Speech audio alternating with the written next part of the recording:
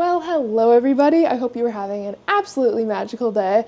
I have a new plant that I need to repot. And I thought I would bring you guys along with me and answer some lucid dreaming / dream sleep questions while we do it. I have a whole list of questions that I have kind of gathered from you guys and some common questions that are asked in my community groups and just some good questions that I know that there's some people that would like some answers for. So I thought, why not knock out two birds with one stone and try to answer questions the best I can while I'm repotting this plant. As you can see, it's a pretty big mature plant. It does have a moss pole in the middle, and I've never kind of dealt with one of those before, especially for in repotting and all that. So we're just going to do our best to multitask, okay? We are going to jump in to our first question. How do I lucid dream tonight fast? Well, let's just say that you don't really have too much of a dream routine right now and you're trying to lucid dream tonight and you want the best chances to lucid dream tonight. What I would do is I would make the rest of your day as dreamy as possible with reading dreamy books, listening to people's dream experiences, writing about your own dreams, looking through your own dream journal, and just trying to saturate your mind with dreams as much as possible. What you do during your day, especially right before bed, or what you have a habit of, really influences the dreams that you have. And since we're trying to get lucid tonight, we really want the idea of lucidity to be on our mind when we go to bed. That way, at least we can have a dream about talking about lucid dreaming or something similar, and that a lot of the times can trigger lucid dreaming. Trigger a lucid dream if you have enough awareness to kind of catch on to what's happening. On top of that, I would probably recommend that you create some sort of night routine tonight, moving around a little bit more slowly, maybe doing some breath work, journaling, signaling to your brain when it's kind of time to relax. So as you kind of get closer to bed, doing relaxing activities that will kind of signal to your brain it's time to wind down. Now this could also include dream teas, like maybe you want to have a tea with dream herbs in it. That's totally something I'd recommend, especially after the lucid dreaming oil I've been testing, and I don't know when this video is going to come out. Maybe that one came out before this one, but let me just tell you, dream herbs definitely work, especially using some in combination with one another. So for example, if you happen to have like mugwort, blue lotus, Callia Z maybe, that would be a good tea to have. Bitter, but a good tea to have if we're trying to get lucid tonight. The next thing I'd recommend is probably trying to meditate yourself to sleep. I find, number one, that just makes the quality of sleep I get a lot better. I fall asleep faster, and it does bring more awareness into my dreams. And really that is kind of a practice. You're like maintaining awareness as you fall into sleep. So meditation right before bed, or meditation, if you will, is recommended if you want to lucid dream tonight, or any night. But if you're trying to consolidate as much, lucid dream tips as possible into one night, definitely do all of these. And make sure you have a dream journal next to your bed ready to report your dreams, because that also signals to the brain that it's supposed to remember something, have something to write down. And then as you fall asleep, maybe have an affirmation or something you repeat. I am now lucid in my dreams, or I can easily tell when I'm in a dream, or whatever it may be. And imagine that happening. Like if your affirmation is around being able to tell when you're in a dream, allow your imagination to play out you in a dream and you catching on that it is a dream. What does that feel like? What does that look like? Where are you? You want to saturate your mind as much as possible with what you want to happen tonight in your dreams. So that's another bonus. Okay, I'm not sure if this is going to fit. It should, but we got to see how much dirt we can take off of this before we know if that pot's going to work. So I'm going to take this out of the pot and I'm going to answer our next question. What is the easiest lucid dreaming technique for beginners? It really depends your style. Like if you don't want to wake up at all, then doing some sort of nighttime ritual or perhaps waking up early in the morning and going into a meditation would probably be something I would recommend trying. But as far as like easiest, if you haven't really tried too many lucid dreaming techniques, or maybe you have with little success, but you don't have a certain routine with it, maybe one where you get up during REM sleep in the middle of the night, like a wake back to bed, but in combination with other ones. So maybe you wake up during one of your longest REM sleep cycles, which would be after about 4.5 to 6 hours of sleep, and then combine that with meditating in bed and seeing how long you can hold your awareness. That's definitely what I would recommend, and that's definitely what people in my audience and people that I've worked with have had the most success with, because you have sleep under your belt, but at the same time you are in that kind of really sleepy, relaxed state.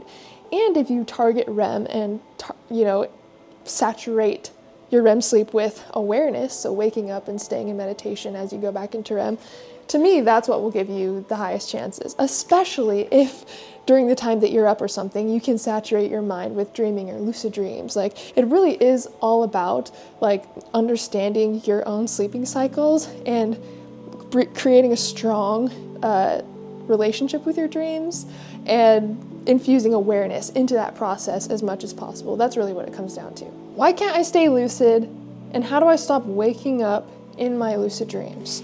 So if you are not being able to stay lucid, it's really because of low awareness. Now, if you're just waking up from your dreams as soon as you get lucid, it could be because you got too excited, or it could be the end of your like REM cycle. But if you notice your dreams are just kind of like fading when you get lucid, or you can't really maintain awareness, it's probably just an awareness issue, which can easily be fixed. There's a few things that I recommend trying. First of all, if you have enough awareness in the lucid dream to influence your actions, then you'll want to try to stabilize the dream. Remind yourself that you're dreaming out loud, like I am dreaming, I am dreaming, I am dreaming, and touch the dream or interact with it in some way with your senses. But there are some dreams where you realize you're dreaming, but you don't have a lot of influence over your actions. Your awareness isn't high enough to kind of influence your actions. So if that's happening, there's not too much you can do in the moment, but after, you can practice more awareness techniques during the day, like reality check walks, or adding more awareness practices into your night routine, or there's so many things you could talk about as far as awareness practices. But if that's the case, you want to dedicate more to reality checks during the day and just your overall awareness, because as soon as you can build enough of that in the dream, you can capitalize on the moments where you do have the most awareness and influence, and really start to build on that awareness that you get within the dream, if that makes sense. Awareness really is a spectrum within lucid dreaming. Like, you can have a lucid dream and not necessarily be like aware enough to move around or to control the dream. There's certain dreams that you have that you may realize you're dreaming, but then you don't care enough to actually follow out with your plan. That's what I mean. Like, you just don't have enough awareness in the dream to hold that state at that time, but that can easily be changed through these things that we're talking about. What do I do inside a lucid dream to make it more vivid? Stabilize the dream is kind of what we talked about earlier. There are certain demands or commands you can make, but I would definitely recommend, oh my God, this is so stuck in the soil. Let me lower the camera so I can show you guys. I'm not sure how to get it out. The soil's kind of compact. But we're gonna do our best with this, okay? Oh shit. But to make your dreams more clear, you really want to even think about the dreams being more clear. It's really interesting. You almost influence the dream by your assumptions of it's almost like that's how you can control the game, is by influencing it as you move throughout the dream. So like saying something out loud like, oh, the dream is clear now. For example, it's almost like you're leading the dream through your assumptions and the things you say and the things that you expect to happen. And so sometimes commands work, but sometimes if you just go along, that's what actually just happened, sometimes that works a little bit better. So definitely just play around with the dream and try making, little again, commands a request, and then also just try acting out the change that you wanted to happen through either affirmation or specific action. And you'll see that it really does come down to your awareness and then like kind of your will, like what you expect to happen. So it's kind of interesting. It's like if you are trying to fly within your lucid dream, you kind of expect to be able to take off. But there's some people who constantly worry about falling, and sometimes they have a hard time maintaining that flight within the dream. So it almost really does come down to your expectation and your belief and your will of what kind of does end up happening. Okay, all right, okay. I'm scared. There's so many pretty vines on this plant. Okay, I don't want to mess it up. I'm just trying to find a good spot to grip this. I'm trying to like loosen up the soil.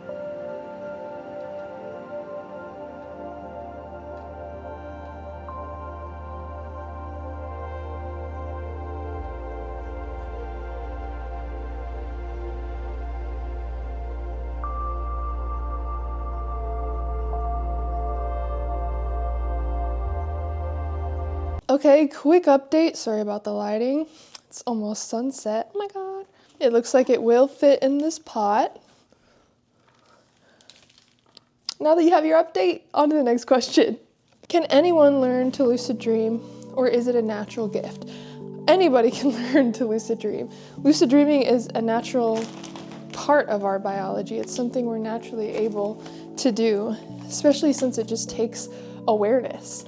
You know, and even when looking at like Tibetan dream yoga and stuff, the practice is learning not only to become aware within the dream, but to learn that everything is all of the same state, really. Like everything is a dream. And so if we can achieve lucid dreaming just through specific realizations or perception shifts alone, that shows that it's just the result of reaching a specific level of awareness or consciousness.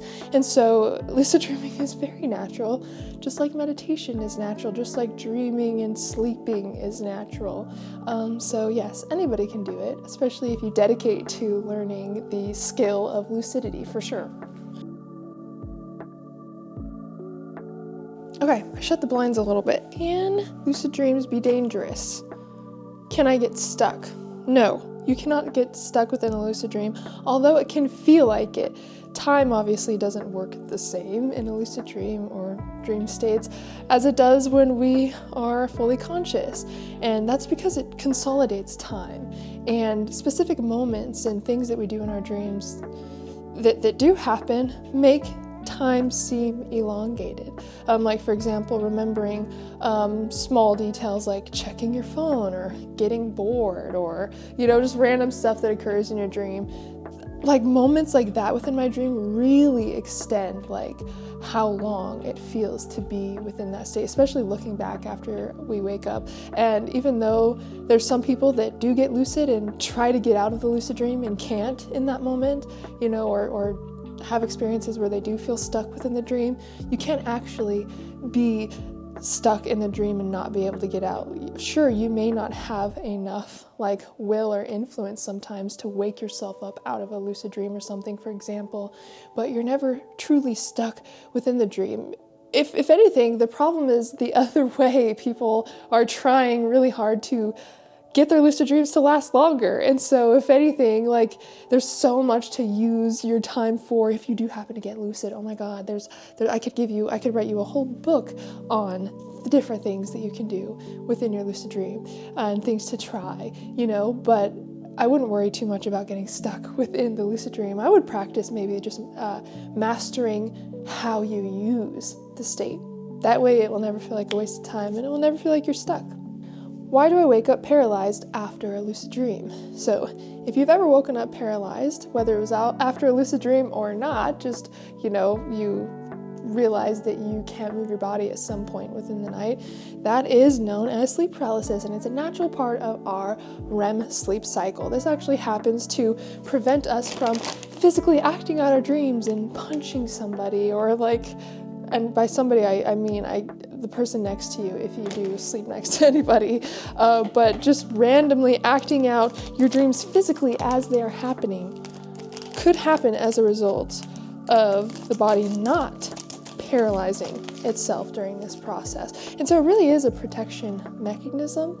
But what's interesting about this state is we can use it to shift our state of consciousness. You can use sleep paralysis to induce a lucid dream or even an out-of-body experience directly, because the main steps in those induction processes is to relax the physical body so you can focus the mind and work with the mind. If that really is how we get into these states, then it makes sense why we would be able to transition into these experiences from sleep paralysis, because in sleep paralysis, the body is asleep. The body is not connected to the mind necessarily in that moment. And so when the body is asleep and the mind is still conscious, it's not hindered by the physical limitations of the body, like how relaxed the body is, or if you feel these itches or urges to move or roll over. And for an example, if you have experienced that before, these random urges or itches to move at some point in the night, that was probably what's called the rollover signal, which is what happens right before sleep paralysis, actually. Your body wants to make sure that it induces the chemicals that paralyze the body once you're actually asleep. It wants to make sure that you aren't awake when that process happens, because this process is meant for when we are dreaming. And so it will send you physical signals in the middle of the night that come in the form of false urges to move and like itches, or maybe you all of a sudden feel uncomfortable, or you most of the time you'll notice it really just stands out and sometimes just comes out of nowhere. But if you can not respond to those, if you can try to almost pretend that you're asleep, send the signal to the body that you actually are asleep, you will notice that these urges pass and you start to feel tingling, your body starts to get heavy, and you do experience the typical sleep paralysis symptoms. Maybe you have auditory sounds, maybe you have tingling all over the body, maybe you see colors or images under your closed eyes. There are some common experiences and some experiences that maybe only some people experience, but that once you are in that state, it really is a lot easier to shift your mind toward inducing a lucid dream or an out-of-body experience. For example, if you are trying to induce a lucid dream out of sleep paralysis, I kind of focus on creating the dream scene in my head and kind of living it as vividly as I can. I love imagining natural scenes because it's so easy, because nature has so many different things that stimulate our senses, as far as sound, sight, touch. You can think of something within nature that, connects to all of those things. And so for me, it's easier for me to dream or to imagine that I'm in a natural environment. And eventually it really starts to sound or feel like I'm at that location and sound like I'm at that location. And, the further you get into sleep and relax, or, if the body's asleep, the further you get into relaxation, these things start to truly feel real. And then you shift into a lucid dream from these sensations you're experiencing. It's truly amazing. And as far as an out-of-body experience, what I'd focus on is a little bit of a visualization, not necessarily in the same way. Maybe, you imagine that you are standing on the other side of the room and your perspective is looking at the bed. Like, play with perspective when it comes to inducing an out-of-body experience. That's what I like to do anyway. Perspective is huge. It's everything, Like, if you were looking from over there instead, over here, what would it look like right now in your mind's eye? If you were in your office right now or outside on your back porch, like, what would it look like exactly, down to like the little fine details? If you can get really good at like visualizing that and connecting with that, you'll have moments where you feel like you're shifting into that location. And I think an out-of-body experience happens from that once you can kind of sustain those visualizations, especially when you're in sleep paralysis. You feel yourself shifting. It's really awesome. I remember when I was using the rollover signal, or not the rollover signal, the rollout technique to induce an out-of-body experience. So that's when I'm like imagining rolling out of bed or kind of like slipping off my bed. And it really started to feel like my whole mattress was tipping, like really. I actually started to get kind of freaked out because I was like, what is happening? I'm falling off my bed. I was so convinced that my bed was like tipping. And I opened my eyes and then I'm like nothing happened. It's the trippiest thing. It feels so, so real. And so the more you are relaxed, so it helps when you're in sleep paralysis because your body is like in maximum relaxation. The more relaxed you are, the easier it is to shift into these things we're visualizing. It's something completely natural. You can learn to get excited about it, and you truly can use it for incredible experiences like lucid dreaming and out-of-body experiences. So yeah, lose the fake false fear over sleep paralysis. There truly is nothing to fear besides confronting and conquering the fear that we feel in the body when it happens. It truly is an experience of alchemizing our own fear and realizing that we hold all the power in these experiences. Let's get the rest of this oil mix and on to the next question. Oops.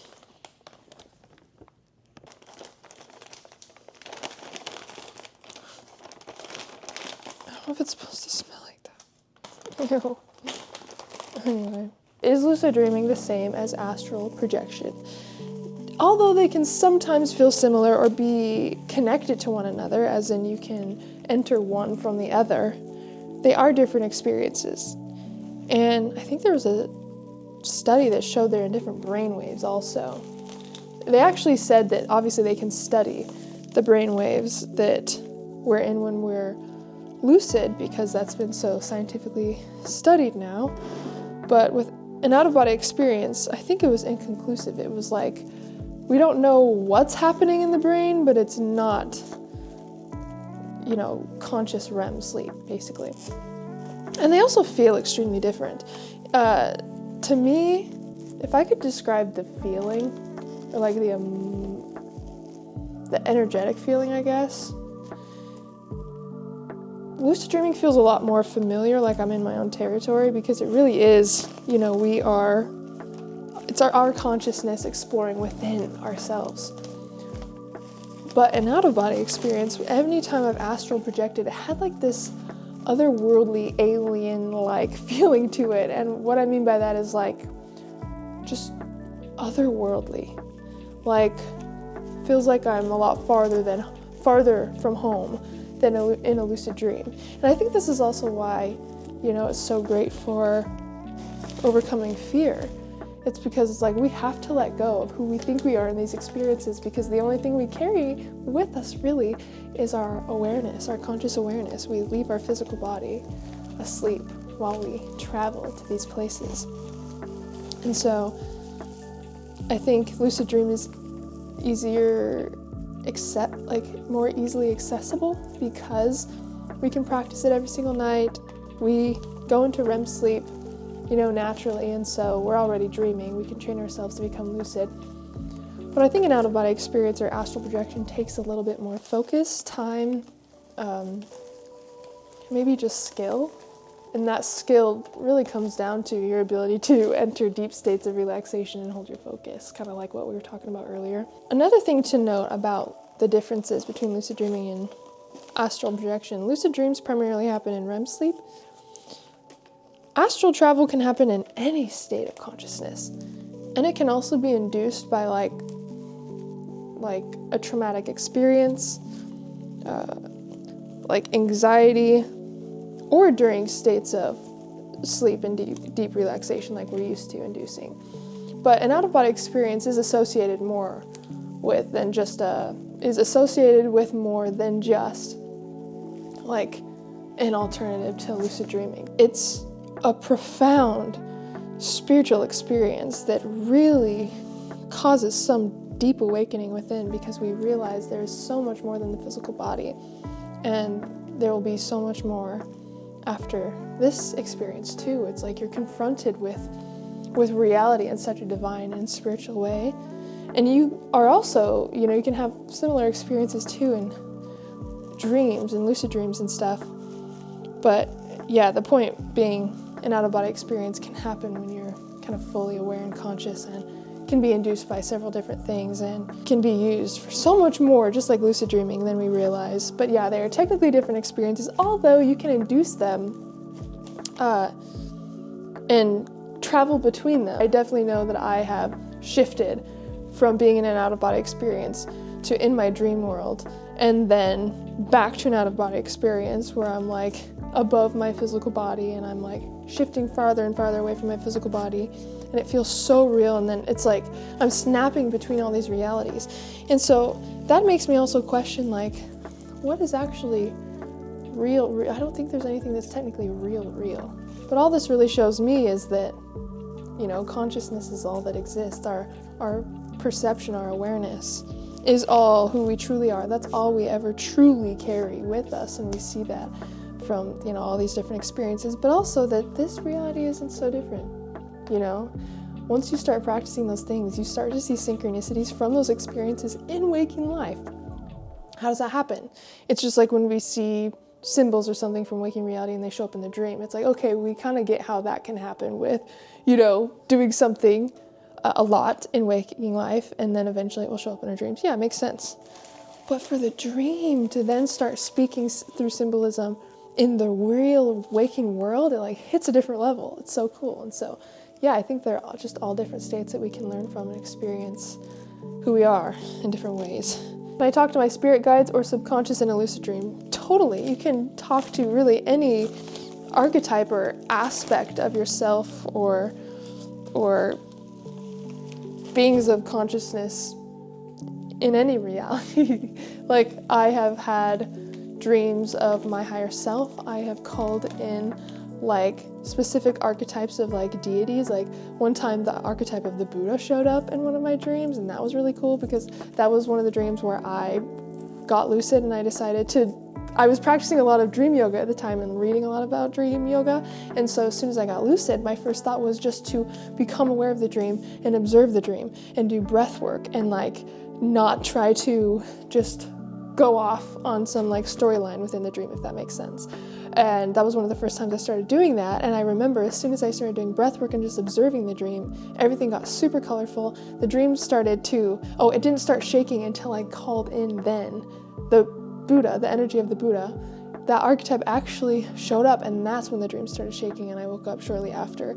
And so, and then I've had dreams of my grandma who has passed away that you guys heard about. If you've been on my channel for a while, I've talked about the story where I hosted hospice for my grandmother, and she's showed up in a lot of my dreaming experiences. And there's certain dreams where they're just more vivid and more colorful and more powerful than others, and you truly just feel the sacredness within them, the weight of those experiences. It's hard to explain, but it's like, wow, yes, you can absolutely connect to all these different archetypes and your subconscious mind. I worked with a client where I was talking to them about meeting their subconscious mind within a dream, or finally getting their subconscious mind to answer, and he called their subconscious mind on the phone.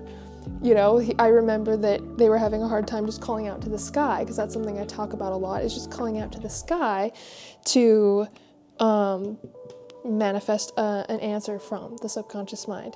And that wasn't working, and so we had to get creative. It's like you can, and like we talked about earlier, you can just start going along with some story or whatever that you want to happen within the dream, and the dream kind of follows. So he pulled out his phone and expected to call the subconscious mind, and the subconscious mind actually answered over the phone. So that's just one example of how creativity really can show you can connect to all these different parts of reality and archetypes within ourselves and outside of ourselves, and if there's even such a thing, right, outside of ourselves. And really the limit is our own ability to think about it, to come up with that idea. Those states are truly, truly limitless, and they show us how limitless we are. But yeah, get creative, and it will work in your favor for sure. Also, Chance made us slushies. We got a freaking slushy machine not too long ago. What? We've been slushing everything and having them every day since we got it, which was like a week ago, and recommended for sure. All right, have this view for a second. The next question: what does it feel like to become lucid?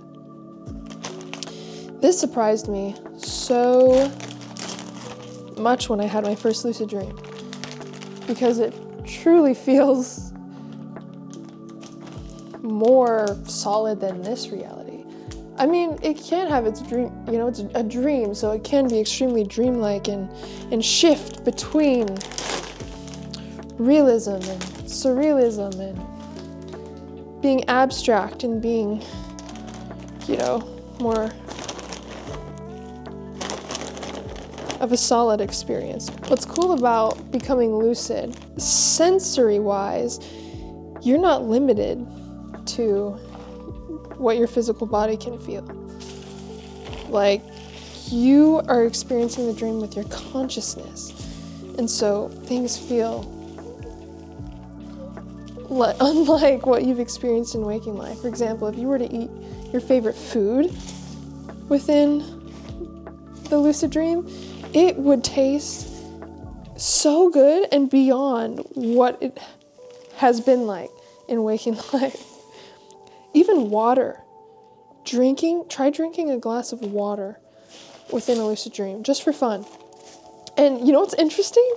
Because the brain does not know that the lucid dream is a dream, when you eat food in the lucid dream, you wake up full. Your brain has sent a signal to your brain saying that you're full. Same with drinking water. Like, you feel refreshed when waking up. Isn't that so crazy? Oh my God. And I heard this a long time ago, and then I started testing it out. And I will tell you, at least from my experience and the people that have told me that they've done this, it really is crazy. So definitely recommend just playing around and seeing, how much fun you can have. Next question. What's one thing that I recommend that you try when you become lucid? Well, one of my favorite things is to talk to dream characters and just experience my own inner self, but reflected back to me.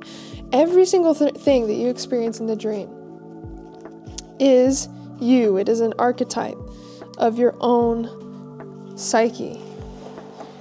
And I think it's really interesting to, this has a little bit of root rot on it. I have to cut it off.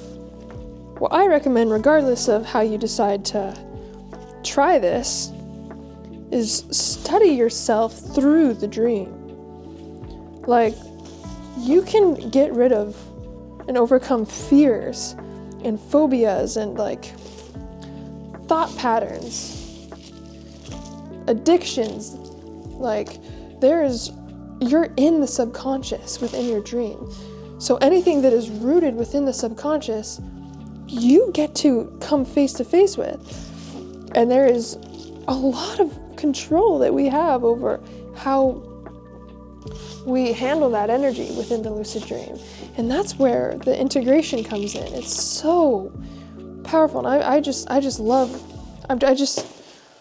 love learning about reality and how the dream works and how I work and, how to be my best self. I'm just always, obsessed with that. That's all the types of books I read is self-help books or just some sort of educational books so I can learn about, more about the things I love, like dream books or books on psychology or just the brain and quantum physics and self-coaching stuff and being able to release the ties that we put on ourselves as human beings, And I think the dream really plays a big part in discovering our personal freedom because it brings us face to face with things that maybe we didn't even know were there. So how would we find all that energy when we're not paying attention to it consciously? It's becoming conscious within the unconscious literally brings the work to you and really allows you to do some deep spiritual work, really, which is just inner work. However you can explore yourself and reality and the mind and the state of the dream and just get more passionate about reality and living and dreaming and, use it to live life more deeply in whatever way you can. That might look a little bit different for everyone.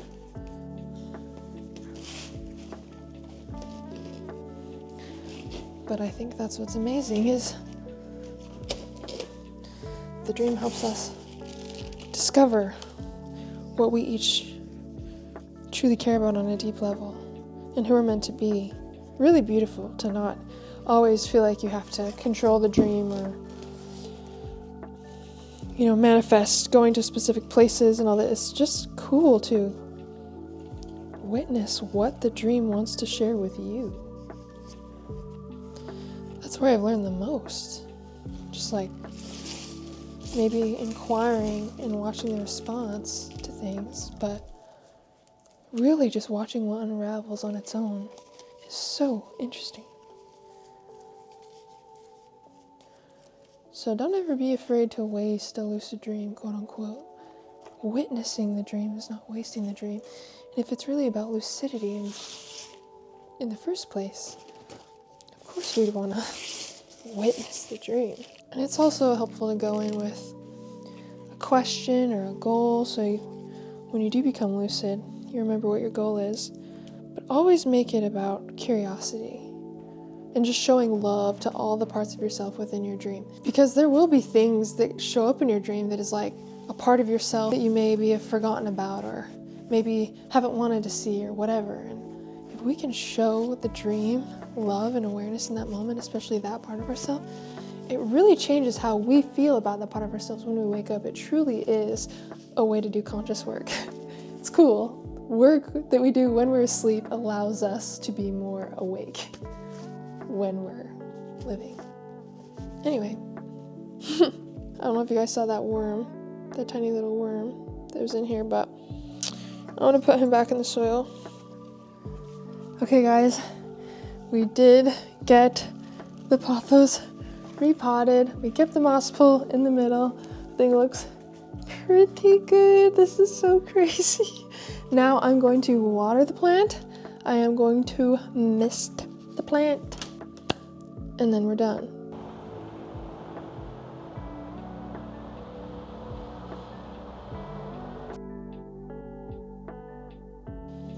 Okay. Wow. Holy shit. We did it. This feels good. Ignore the absolute tornado in here. What can I say? Being a plant mom just demands being a tornado sometimes, okay? It's fine.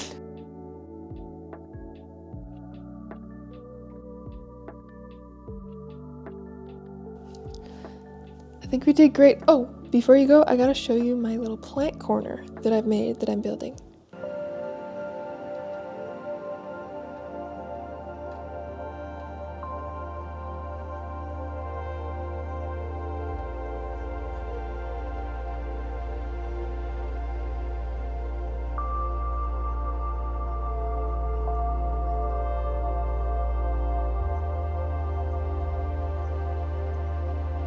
I definitely love this space, and I love my new plant, and I appreciate you guys coming along with me as I repotted it, gave it a new home, and answered some lucid dreaming questions. I love you guys so much. See you in the next video, and as always, I'm sending you endless love and endless lucidity. Bye!